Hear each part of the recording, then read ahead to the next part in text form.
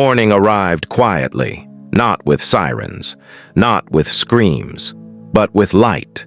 The sun rose the way it always did, slowly, patiently, casting pale rays through the windows of a house that no longer held life.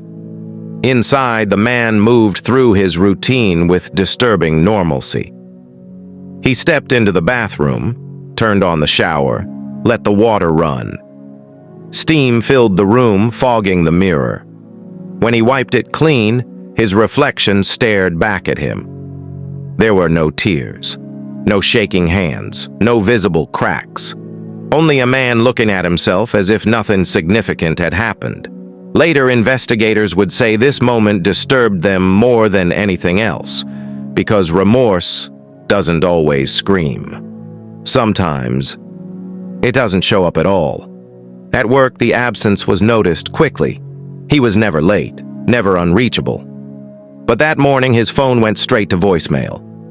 Hours passed. Co-workers exchanged glances, then concern.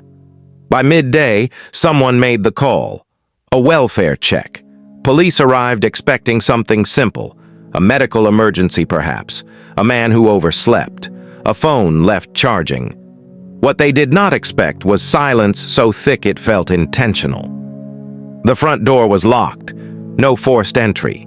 Inside, the air felt wrong. Veteran officers would later struggle to explain it, but they all felt it the moment they stepped in. The house was too still. No television, no music, no movement. They moved slowly, room by room. Each door revealed a truth worse than the last. There were no signs of struggle, no chaos, no desperation, just finality. And then they reached the bedroom. The man was there, alive, calm, waiting.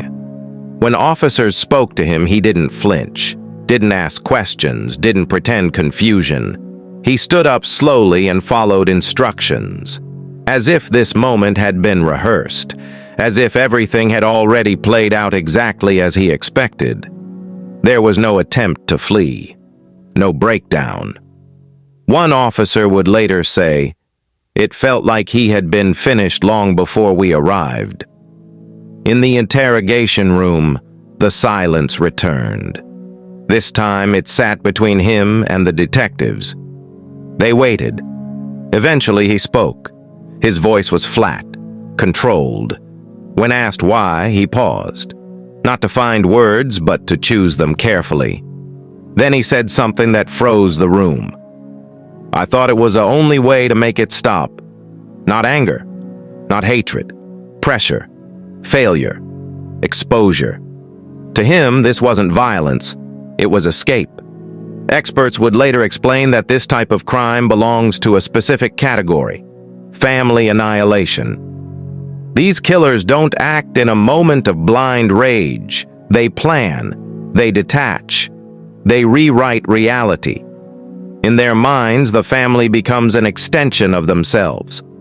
And when they believe they've failed, they believe everyone must disappear with them.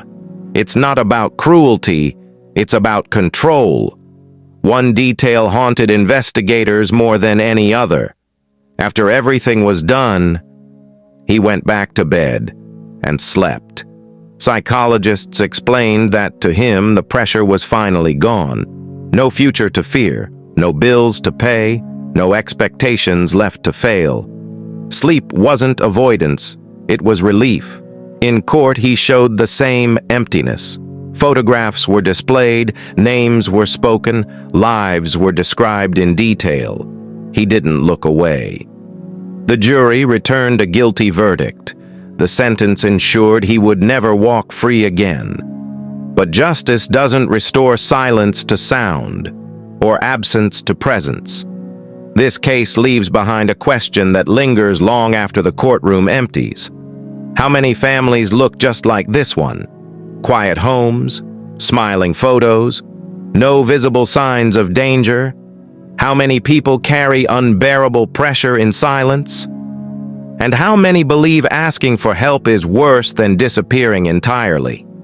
Because monsters don't always look monstrous. Sometimes they look like neighbors, fathers, husbands. People you pass every day. The scariest violence isn't loud. It doesn't announce itself. It doesn't break down doors. It waits. It plans. It smiles when required. And when it finally acts, it leaves behind nothing but silence. Because sometimes, the deadliest thing in a house is what no one ever talks about. If you're listening to this and struggling, silence is not the answer. And if you're watching this channel, stay close, because there are many more stories like this, and they don't always end the way you expect.